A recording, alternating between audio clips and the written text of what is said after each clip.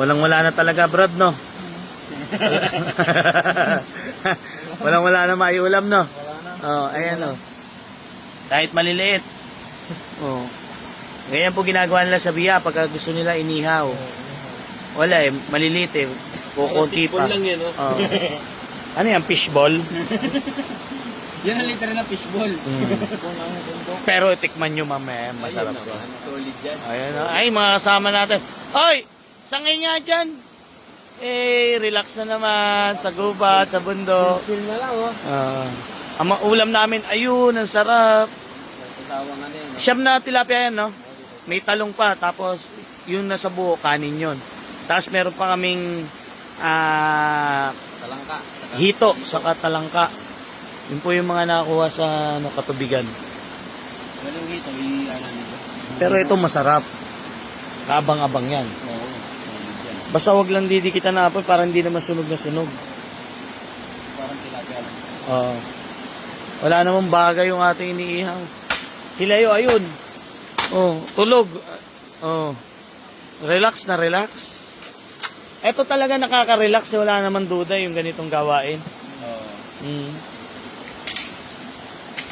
Kesa, ba't kaya tayo? Tayo yung tao na hindi pumupunta ng mall. Oh, yung gala natin, bundok eh. Pumupunta ng Nasama na kayo, nagaya na kayo sa akin eh, no? Oo. Ang pasyalang gubat. Oo, gala. Oo. Oo. Yeah. Yung iba sa club. Oo. Sino ba yan? Sino ba yan? Ayun po.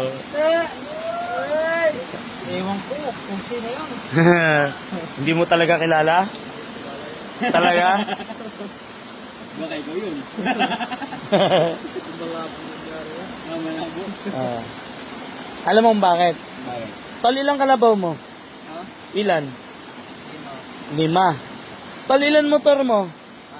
6. Tol, ilang kambing mo? 4. Tol, ilang baboy mo? 2. Ilan asawa mo?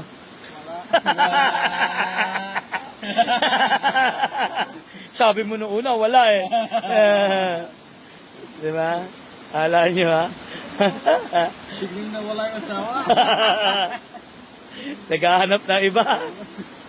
Pero kung bibigyan ka ng pagkakataon mag-asawa ng unat, mag-aasawa ka ng unat. Alam na. Alam na this. Oo. Tol, yan yung talangka. Talangka? Wow. Ayun po yung talangka. Pakita mo yun. Hindi, isa hito yan. Yung pangasim mo. Pero bala ko mag-iyaw ng isang hito eh. Native po na hito. O, diba? Ang ganda ng aming nature trip. Tinan nyo naman yung biya. Busog na mata mo, busog pa tiyan mo yan. Naman talaga. Solid yan. Sarap niyan.